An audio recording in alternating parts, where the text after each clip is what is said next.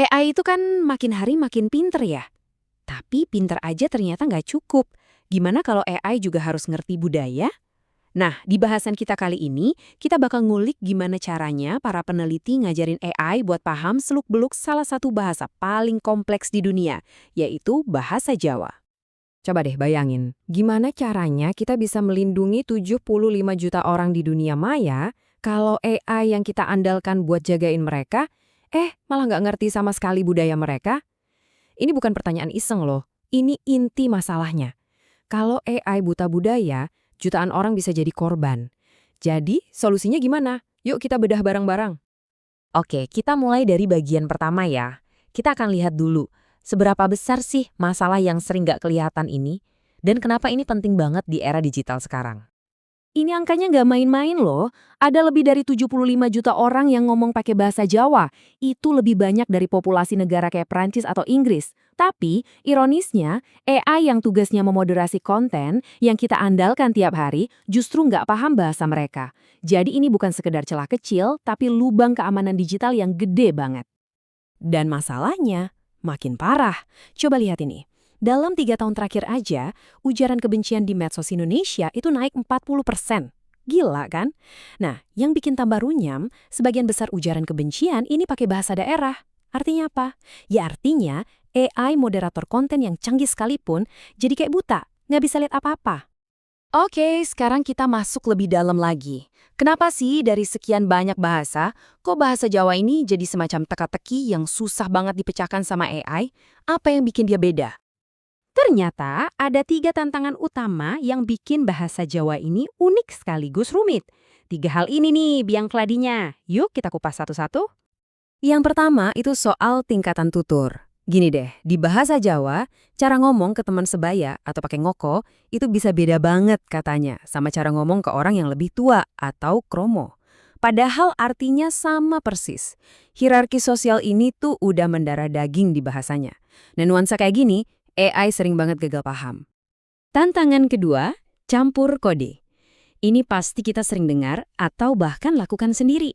Penutur bahasa Jawa tuh sering banget gonta-ganti bahasa Jawa, Indonesia, kadang selipin bahasa Inggris, semuanya dalam satu kalimat. Buat kita sih biasa aja ya, tapi buat AI yang biasanya dilatih cuma untuk satu bahasa, peralihan secepat ini tuh bikin dia pusing 7 keliling. Nah, terus gimana dong cara mecahin teka-teki serumit ini? Jawabannya ternyata bukan cuma soal bikin teknologi yang lebih canggih, tapi soal kolaborasi yang cerdas antara manusia dan AI itu sendiri. Kuncinya ada di proses yang keren ini, namanya human in the loop. Bayangin aja kayak siklus kerja tim. Pertama, para ahli ngasih data awal. Kedua, AI belajar dari data itu terus ngasih saran, contoh-contoh baru. Ketiga, para ahli ngecek lagi saran dari AI, dibenerin, disempurnain. Terakhir, data yang udah lebih bagus ini dipakai buat ngelatih ulang AI-nya, biar makin pintar. Proses ini diulang terus-menerus, sampai akhirnya kita punya dataset yang super akurat dan kaya konteks budaya. Tapi ternyata, punya dataset bagus aja nggak cukup. Para peneliti sadar, ngandelin satu model AI aja itu ada batasnya. Ibaratnya, satu orang sepinter apapun nggak bisa ngerjain semuanya. Makanya buat ngadepin bahasa Jawa yang kompleks ini, mereka butuh pendekatan yang beda. Mereka butuh sebuah tim. Dan inilah dia dream team-nya. Mereka nggak pakai satu, tapi 4 model AI yang digabungin. Masing-masing punya keahlian sendiri. Ada si Indobird, ini spesialisnya bahasa Indonesia. Terus ada Mbird, si jagoan multibahasa. Ada juga XLM Roberta, generalis yang bisa lintas bahasa. Dan yang paling spesial, ada custom Javanese Bird, si pribumi yang emang dilatih khusus dari nol pakai data bahasa Jawa. Terus gimana cara tim ini kerja bareng? Nah, disinilah ada manajer timnya yang disebut meta learner. Si manajer ini modelnya namanya XGBoost. Tugasnya unik, dia nggak baca teksnya langsung, tapi dia ngeliatin hasil kerja 4 anggota tim AI tadi. Dia belajar, oh kalau kasus kayak gini si A yang paling jago, kalau kasus begitu si B lebih akurat. Dari situ si manajer ini yang ngambil keputusan final yang paling cerdas dan paling akurat. Oke, teorinya kedengeran keren banget ya. Tapi, gimana hasilnya pas diuji di lapangan? Beneran seefektif itu nggak sih pendekatan tim ini? Yuk kita lihat buktinya. Dan hasilnya wow, luar biasa. Skor akurasinya atau F1 Macro Score-nya itu tembus 94,09%. Biar ada gambaran di dunia AI bahasa, apalagi untuk bahasa serumit bahasa Jawa, dapat angka segini tuh pencapaian yang gede banget. Nah, di sini nih kita bisa lihat kekuatan si manajer tim. Kalau pakai satu model AI terbaik aja, skornya cuma nyampe sekitar 87%.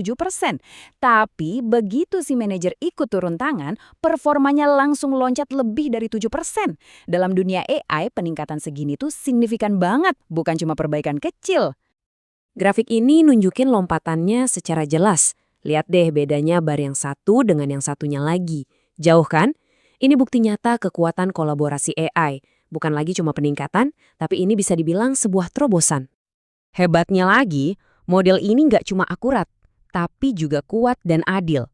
Dia jago banget nangkap ujaran kebencian yang paling parah. Skornya sampai 95,4% buat kategori itu.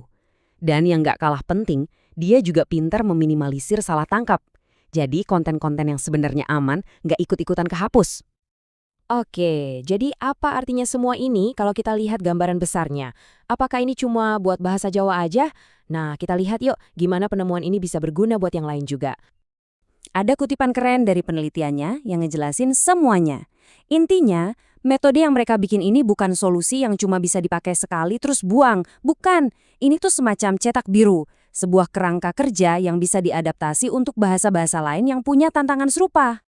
Jadi, ini poin pentingnya. Dampaknya jauh lebih besar dari sekedar satu bahasa. Riset ini tuh kayak ngasih peta jalan.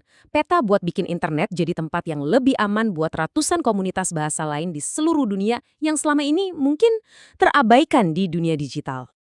Dan semua ini akhirnya membawa kita ke satu pertanyaan penting buat direnungkan. Seiring dunia kita yang makin digital dan AI makin jadi bagian hidup kita, gimana caranya kita bisa bikin AI yang justru bisa menyatukan budaya, bukan malah memecah belah? Gimana caranya kita membangun teknologi yang menghargai keragaman kita, bukannya malah mengikisnya?